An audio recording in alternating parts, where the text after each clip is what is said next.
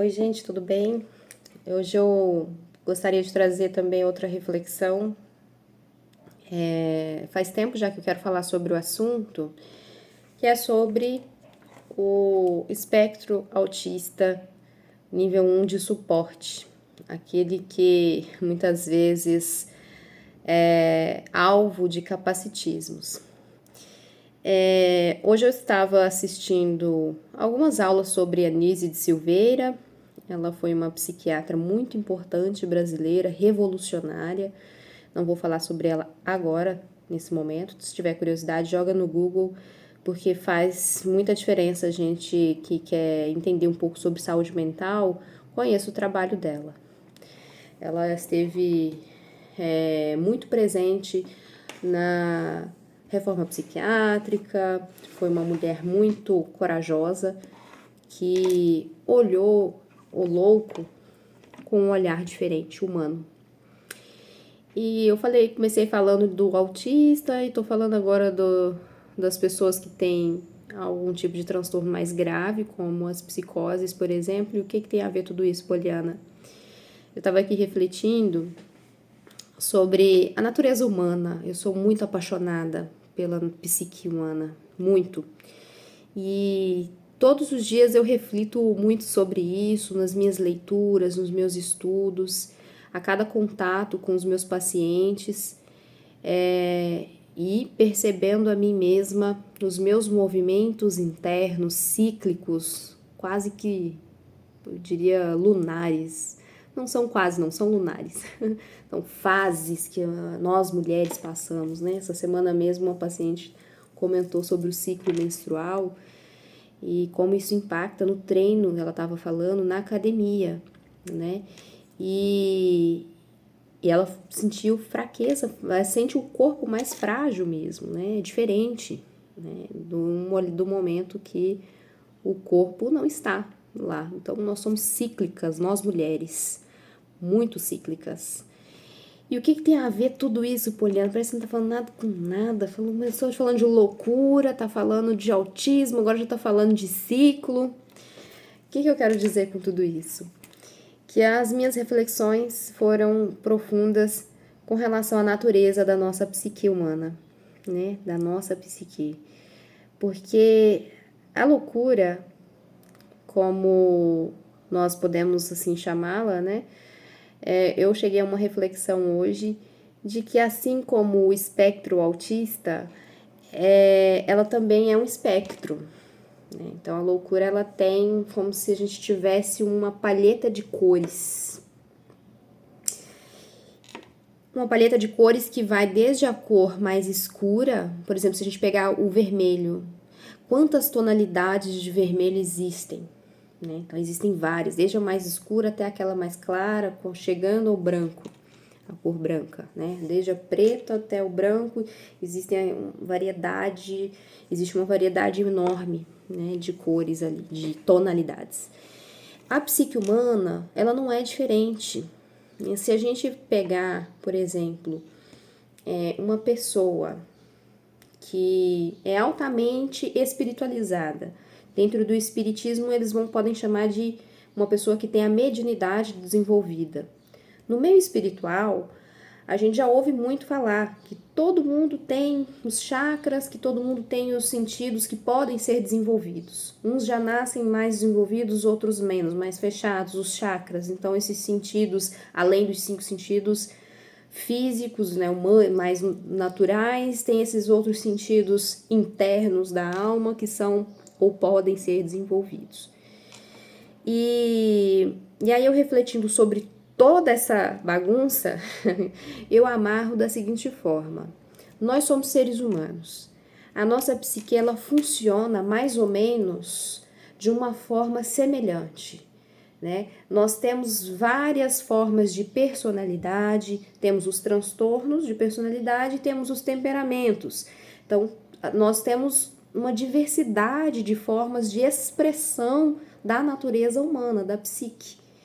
Mas o Jung ele entendeu que a psique humana ela tem um funcionamento interior profundo que funciona mais ou menos da mesma forma para todos.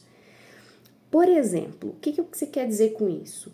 O autismo, ele é um espectro. Aqui eu não vou entrar no nível 2, 3, com comorbidades, com retardo mental, tá? Eu vou falar especificamente do autismo nível 1 de suporte. Então, a pessoa pode olhar para 2 autistas nível 1 de suporte e perceber muitas diferenças. Apesar de que, para a pessoa receber o CID, para a pessoa receber o diagnóstico de autista, ela precisa estar dentro de critérios. Eu já falei em outro vídeo que esses critérios são perigosíssimos, porque se a gente pegar a depressão maior, por exemplo, existem alguns critérios ali no DSM que, se você pegar isoladamente, todo mundo já passou por aqui. Por exemplo, culpa. Você sabia que culpa pode ser um desses critérios que podem incrementar ali junto com outros critérios? Tem que fechar, para fechar diagnóstico, tem que ter vários deles, não vou recordar de cabeça, mas 8 deles, 8 daqueles sintomas, culpa é um deles. Então, por que é delicado? Porque aí a culpa tá lá. Todo mundo já sentiu culpa. Isso faz parte da natureza humana. Aí, se a gente for pro delírio, vamos agora lá pra loucura. O delírio. Aquele pensamento obsessivo que uma pessoa que tenha esquizofrenia ou algum outro tipo de psicose mais branda tem um delírio. Essa pessoa, ela tem o delírio e tem a alucinação e tem outros critérios que vão fechar um diagnóstico de psicose.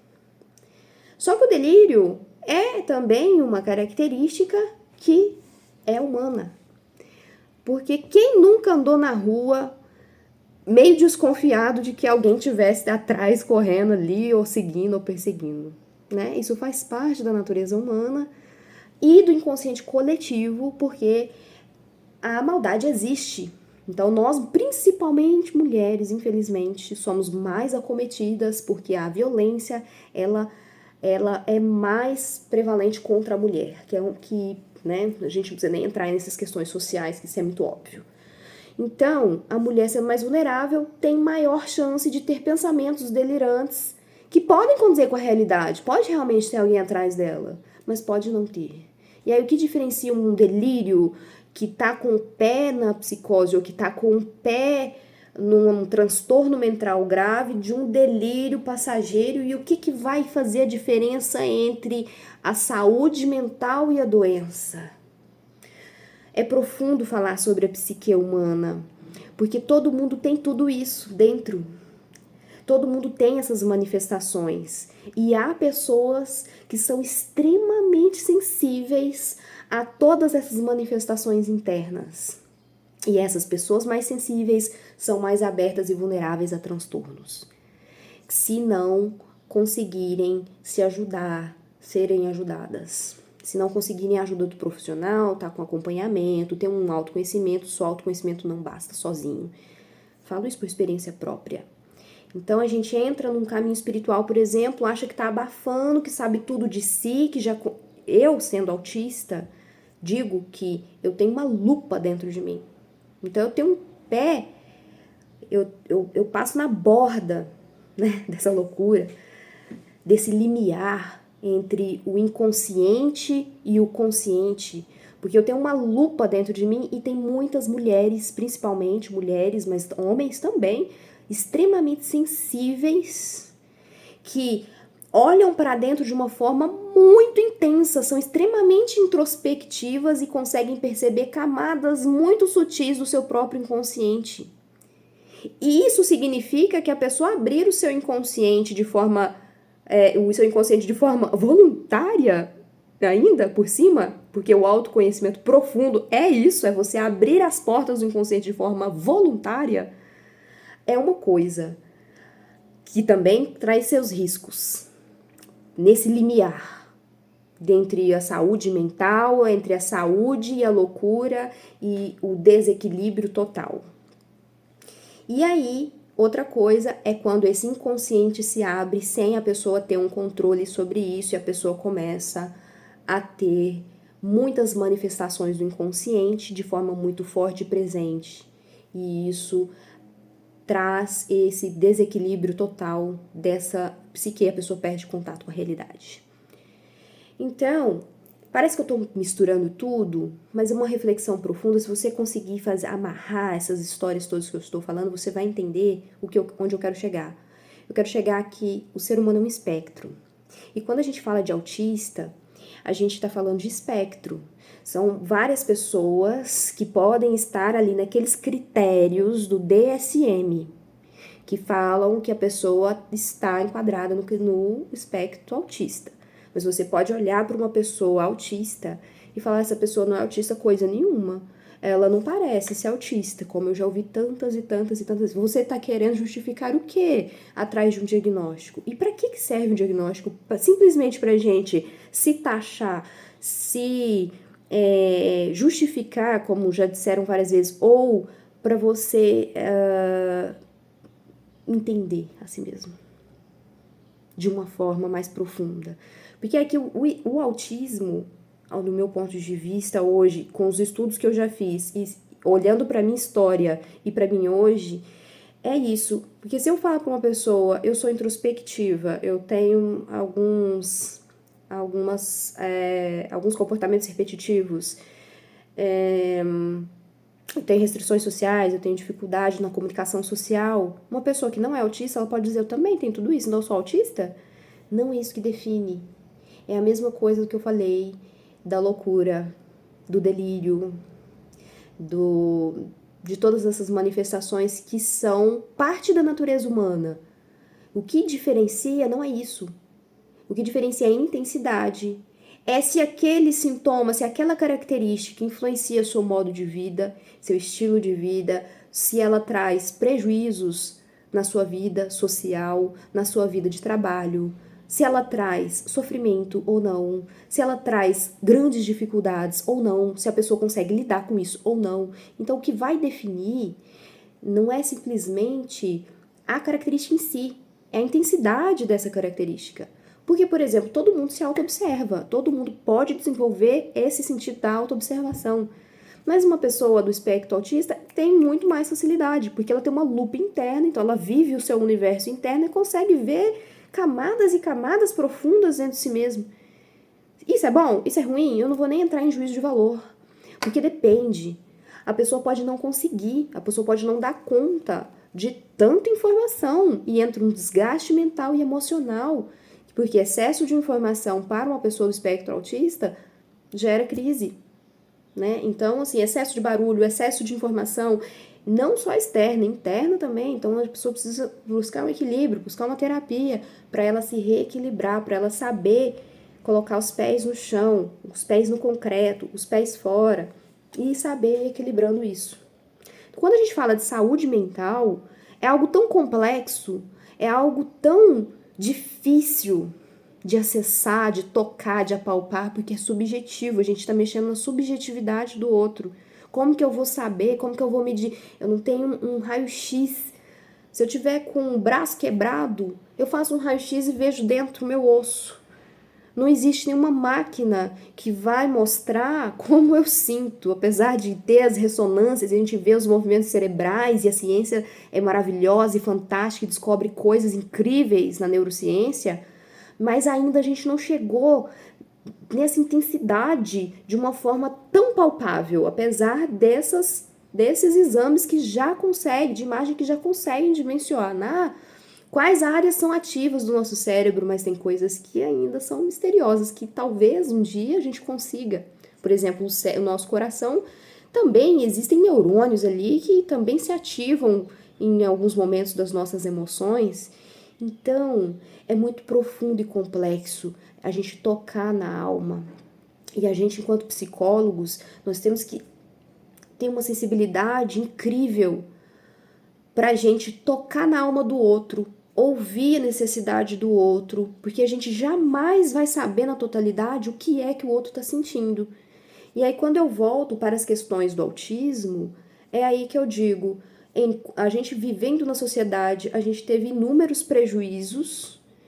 Eu, por muitos anos, me senti extremamente desconfortável perto de pessoas, não só de aglomerações por causa de barulho, excesso de informação, mas porque eu sentia-me diferente e não conseguia me conectar profundamente com as pessoas, embora eu tivesse desenvolvido o masking, vou falar em português, né, Poliana? As máscaras. Desenvolvi máscaras para eu conseguir me adaptar e conseguir sobreviver a tudo aquilo.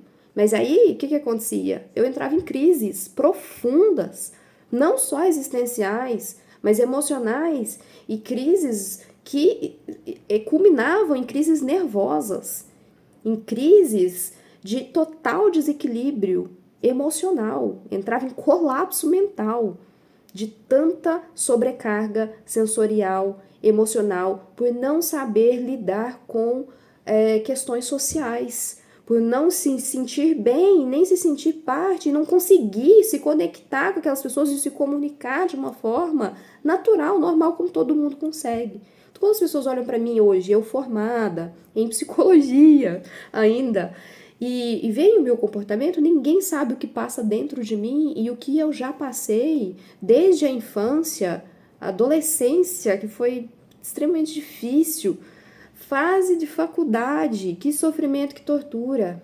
Fase adulta, já estava na espiritualidade, buscando, tentando entender tudo isso, tentando me compreender e ainda assim sentia esses desconfortos, mas conseguia abafar um pouco desse desconforto, mas ainda sem entender na totalidade. Então, o que eu quero dizer aqui são muitas coisas, né? Eu refleti muitas nuances aqui, mas que sim, uma característica de um autista, você pode ter todas elas, quase todas elas, pode só não fechar um diagnóstico, e isso não importa. O que importa, na verdade, é a gente ter um olhar sensível para o outro e saber que a gente jamais vai tocar na alma do outro na totalidade. Mas a gente se aproxima muito da alma do outro quando a gente toca a nossa. Porque tocar a nossa própria alma não é algo fácil, simples, que acontece da noite para o dia e não é algo que acontece só pela nossa boa vontade. Exige trabalho nosso e exige uma certa sensibilidade, né? E essa sensibilidade, aqui é preciso tomar cuidado, porque essa sensibilidade, principalmente em meios de pessoas que buscam espiritualidade, que buscam sentido na vida ou filosofia, que são pessoas muito sensíveis, que estão mais abertas e mais aptas para esses transtornos até limítrofes, até mais graves, né? Porque aí vai se abrindo a essas reflexões profundas do inconsciente, a pessoa às vezes não consegue elaborar os símbolos que ela vai tendo contato, que ela vai tendo a possibilidade, a oportunidade de desvendar dentro de si mesma. E para fechar o vídeo, né, eu gostaria de trazer esse desabafo enquanto mulher autista vivendo em uma sociedade em que se dizem assim: nossa, agora virou moda, todo mundo é autista. Nossa, a pessoa não parece ser autista, né? A pessoa conversa bem, fala bem, né? A pessoa tem às vezes alguma crise ali, mas tá querendo justificar dizendo que é autista, ou tá querendo justificar que tem algum transtorno de, sei lá, qualquer coisa, né? Um transtorno de personalidade, ou um transtorno de outra coisa. Gente, não é sobre isso. Não é sobre justificar. Não é sobre rotular. É sobre começarmos a compreender, nem que seja a gente nomeando, chamando de autista, podia estar chamando de outra coisa, podia estar em outro grupo, mas a gente começar a compreender que a nossa psique, ela é esse espectro. A nossa psique é espectro porque as manifestações psíquicas, mentais, emocionais são comuns a todos. Alguns têm mais recursos internos para lidar com isso. Para outros chega de uma forma mais branda. Uns têm o juízo de valor intacto, perfeito, intacto, afiado, que é o que me salva, eu acho, às vezes, do pezinho ali na loucura, porque eu tenho um sentido do juízo crítico, de questionar, de perguntar, de estar sempre analisando e sempre trazendo para o concreto. E tem pessoas que não têm tão forte, por genética, por traumas, por questões de desenvolvimento de personalidade, por N fatores. E essa pessoa que tem o juízo crítico o juízo, né? O juízo, a cognição, tá? Né? Uma parte da sua cognição que é mais fragilizada, então essa pessoa abre-se para um transtorno mental mais grave. E aí essa pessoa tem que ser excluída da sociedade, a gente tem que julgar, olhar com maus olhos, não. Essa pessoa tem como, ela é possível trabalhar recursos psicológicos para que ela, se não desenvolver, mas fortalecer o que ela tem de positivo e fortalecer aquilo que ela tem, e ela aprender a lidar com aquilo que lhe chega, com aquele estado mental, com aquela flutuação que lhe chega, com as variações de humor, com as variações todas que ela enfrenta, todos os desequilíbrios. Então, para isso serve a psicologia. Ela não serve simplesmente para dar um rótulo na cara das pessoas. Ela serve para olhar a alma da pessoa com empatia e olhar aquilo que aquela pessoa manifesta está em todos. Mas naquela pessoa, porque por ela ter uma estrutura específica, ela se manifesta daquele jeito. O limiar dela, da sanidade mental, da loucura, é diferente. Mas aquela manifestação, por exemplo, do delírio, que tem uma pessoa normal que pode ter aquele, como o exemplo que eu falei da mulher que anda na rua e acha que tem alguém seguindo ela e pode não ter nada, mas que pode ter. Então, mas ela tem um juízo crítico, então ela sabe fazer essa diferenciação. Aquela outra pessoa, ela não tem, o juízo crítico dela tá deficitário, não tá funcionando corretamente, ou não vou nem dizer corretamente porque o que é correto, né? Tá funcionando de outra forma, de uma forma diferente, ela é diferente, né? Então essa pessoa precisa de um certo acolhimento para que ela consiga se entender também e conseguir olhar para dentro de uma forma diferente, conseguir, através de técnicas, usar medicamentos para que essa mente não a perturbe tanto, né? Então, eu não sei se ficou muito confuso, se ficou vago, mas as reflexões que eu fiz têm a ver com isso, de o ser humano ser um espectro, assim como o espectro autista, né? Então, as nuances, os pensamentos que tem em um, tem em todos, a manifestação. Ah, não, Poliana, vai falar que eu sou igual aquela pessoa maluca lá, que é meu vizinho que eu odeio. Não tô falando que somos todos iguais nesse sentido, mas que as manifestações psíquicas, o nosso funcionamento, ele tem essas diferenças, essas variações, obviamente, mas no fundo, né, é tudo um espectro. Temos em maior ou menor grau. Você tem em maior ou menor grau características que eu, sendo introspectiva, sendo autista, você mesmo, você sendo extrovertido, você pode ter. Então, maior ou menor grau.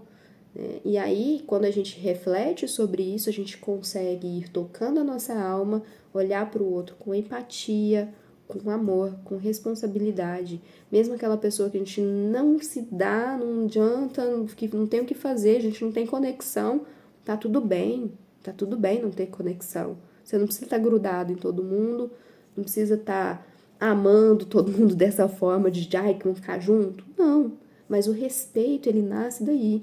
Da compreensão de que o outro é um ser humano, que o outro tem suas dificuldades, assim como eu tenho as minhas, que ele tem em maior ou menor grau alguma coisa que eu tenho em maior ou menor grau, que aquilo que me distancia do outro, aquilo que faz com que eu não tenha afinidade com o outro, não quer dizer que eu não tenha dentro. Se eu for analisar profundamente, eu tenho algum aspecto que é daquela pessoa que me incomoda, como diz, né, já a psicologia analítica junguiana, aquilo que nos incomoda no outro pode olhar que tem alguma sombra aí também com relação àquilo, né? Então a gente aprende a respeitar as diferenças, a respeitar os limites do outro, né? E aí, gente, aqui eu não quero dizer que a gente tem que ser passivo, né? Uma pessoa é abusiva com você num relacionamento, você vai ficar? Não vai ficar. Você vai entender que aquela pessoa possui certos distúrbios que em maior ou menor grau você pode ter também. Você pode ter em graus pequenos uma intolerância que aquela pessoa tem, sabe, gigantesca, que não cabe, que se transborda e ela te bate, por exemplo. Isso não quer dizer que você vai ficar com essa pessoa, lógico que não. Aí entra o juízo crítico. Aí entra as nossas funções executivas, que a gente tem que fortalecer, nosso raciocínio, nosso pensar, nossa crítica. E aqui existem outras tantas camadas, né? Que eu não vou nem entrar agora, senão esse vídeo vai ficar gigantesco e vou falar um monte de coisa que não tem nada com nada. E parece que não tem nada com nada, mas que tem, porque tá tudo dentro da psique humana, tão criativa, tão esquisita, mas tão profunda. Que quando a gente vai olhando, cada vez mais a gente vai aprendendo as camadas que o nosso psiquismo apresenta. Espero que não tenha ficado confuso, porque é um assunto complexo falar sobre a alma, mas eu espero que tenha inspirado, nem que seja algum minuto do vídeo. E se você ficou até o final assistindo esse vídeo, parabéns, você é forte, hein? E me dá um voto de confiança, né? Ajuda aí a compartilhar com alguém que você lembrou, que fala, nossa, essa viagem dessa menina aqui, eu lembrei do fulano tem umas viagens parecidas. E ajuda aí curtindo, porque aí a gente ajuda também a crescer o canal. E eu não gosto de ficar pedindo isso não, sabe? Eu sinto mal com isso, assim. Mas dessa vez eu resolvi pedir porque, assim, é meu tempo também, né, gente? Eu gosto de falar as minhas reflexões, pôr pra fora o meu conhecimento, mas também tem um valor, né? Tem um valor de uma caminhada, de estudos, de práticas, de tantas coisas, tantas vivências internas, tantas reflexões, e eu tô aqui parada há meia hora, né? Podia estar trabalhando. É um trabalho? Então, certo? Então é isso aí, gente. Um abraço e até a próxima.